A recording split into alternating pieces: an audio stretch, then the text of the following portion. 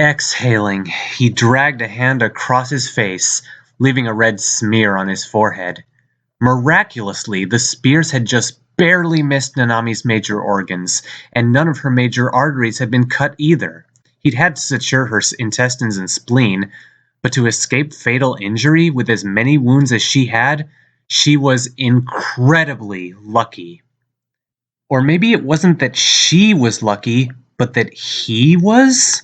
That his luck had somehow worked in advance, before he'd even known he wanted to save her, to spare her from her injuries not even he could have pulled her back from? Could his luck do that? He very carefully removed her remaining clothing, it was beyond saving anyway, and draped a thick blanket over her. He could dress her in a gown once her stitches weren't so fresh. Then Izuru set about cleaning up the area, letting the brainless work keep his body busy as his recently freed mind examined what had just occurred. Sorting and compartmentalizing, as it had been built to do. Making sense of the senseless.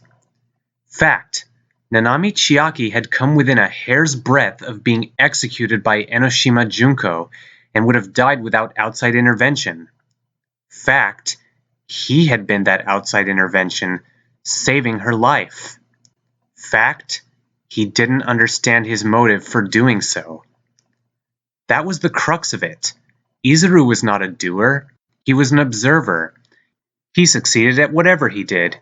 Even this, narrow as it had been, was a success, and thus had no motivation to act.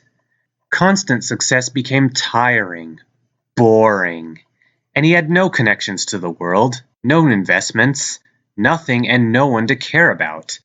Observing others at least allowed him to occasionally derive a spark of emotion beyond apathy before it too faded away. But for reasons he couldn't comprehend, he hadn't wanted Nanami to die. It was illogical.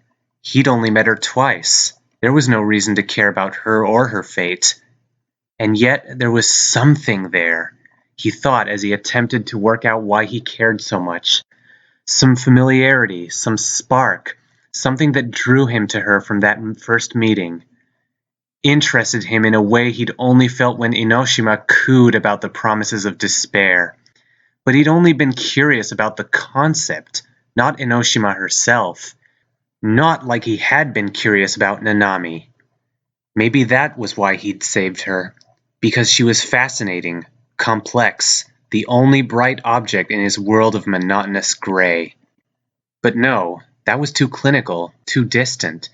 Reminiscent of a scientist observing an insect in a glass box, which was an accurate description for him most of the time. But not this time.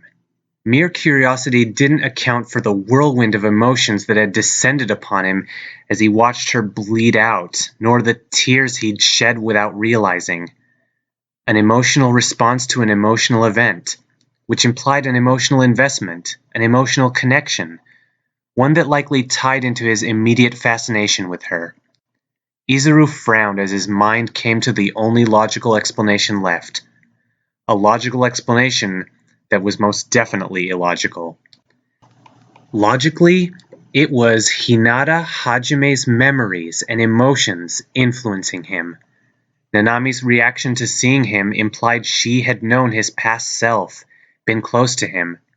If the sentiment had been returned, those feelings would be sufficient for Izuru to feel like he should recognize her, become distressed upon her near death, and invest time and energy into saving her. Just as logically, Hinata Hajime's memories and emotions no longer existed. His personality had been erased and suppressed. Any feelings he might have had for Nanami Chiaki were gone. But they were the only things that could have motivated him to help her. Ergo, the memories and emotions that had been destroyed somehow still lingered, at least in regards to Nanami. Izuru sighed uncharacteristically, turning off the faucet as he finished washing his hands. All this pondering, and the only conclusion he'd arrived at was a paradox. Paradoxes do exist in the world, though. Enoshima's orgasmic love for despair, the most self-destructive of emotions, proves that. Tired eyes looked over Nanami. She'd fallen into a coma and would need to be watched carefully, her wounds constantly checked for infection. After her spleen's rupture, her white blood cell count would be low, making her more vulnerable to illness, so he would have to sanitize everything. And he would need to monitor her blood pressure. It would be around-the-clock supervision, a difficult task no doubt, but not a particularly problematic one. Enoshima didn't particularly care much what he did with his time, so long as he showed up when she called for him, and Izuru knew that once Nanami stabilized, he'd be able to leave her alone for brief periods. As if his thoughts had summoned her, his cell phone, which Enoshima had given him for ease of communication after the slaughter of the student council, buzzed in his pocket. Izuru pulled it out and examined to see a text from the penultimate woman. Kamukura-senpai! Meet me in the trial room in an hour. I have something very despairful and very important to tell you. The end of the message was littered with smiley emoticons. Well, that hadn't taken long. He was a bit perplexed she hadn't checked on him earlier, but replaying the events of today helped him arrive at a conclusion. That's right. The purpose of Nanami's execution was to drive her classmates into despair. Enoshima was likely occupied by finishing the process of breaking them, possibly celebrating her victory as well. He eyed Nanami. He was loath to leave her side now. This was the time she'd be most vulnerable, the most prone to relapsing. If her body rejected the transfused blood, or her blood pressure suddenly spiked or dipped, she would need assistance immediately. But not showing up to meet Enoshima was dangerous. Her sister was already suspicious of him and would take any chance she could to justify it. Having them investigate his whereabouts could potentially lead them to the girl he'd just battled to save, and if they found her, they'd make sure they succeeded in killing her. Izuru glanced at the machines Nanami was hooked up to. He was certain the Academy had some state-of-the-art electrocardiography machines that could send signals to cell phones. In the time Enoshima had given him, it wouldn't be difficult to locate them and connect them to his phone. That way, if Nanami's vitals fluctuated abnormally, he would receive a text alert. And the trial room wasn't too far. If he had to, he could utilize his ultimate stealth, break away from the meeting, and make it back here quickly. Enoshima wouldn't be too happy with him afterwards, but he was confident he could think of a good enough excuse. Yes, that was an acceptable plan, and there were still a multitude of other tasks that needed doing. He would have to search the security feeds and wipe them if they'd caught what he'd done, dispose of Nanami's clothing, set up defensive measures around the room. As he pocketed his phone, his fingers brushed against something else.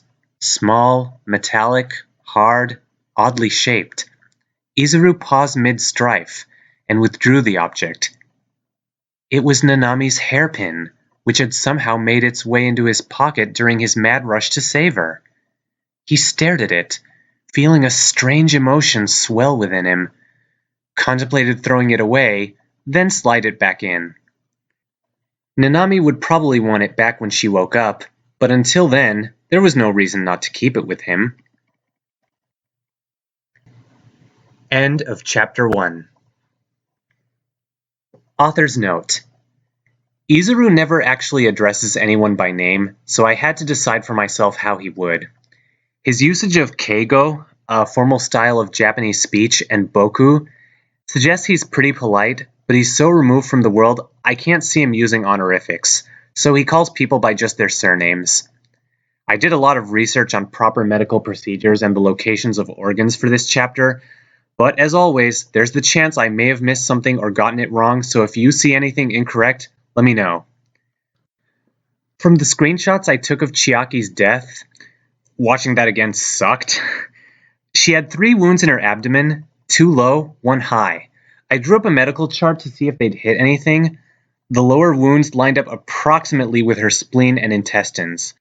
The upper one was dangerously close to her heart and lungs, but if she'd been hit in the former, she'd have died instantly, and in the latter, she would have been coughing up blood. So it was blood loss that killed her. Admittedly, I'm milking Izuru's ultimate luck for contributing to her survival, but you know what? If Nagito's luck can influence Chiaki into grabbing the wrong bottle out of 16, the stars can align enough for Izuru's luck to influence Chiaki into being just savable. Especially with assistance from the ultimate everything.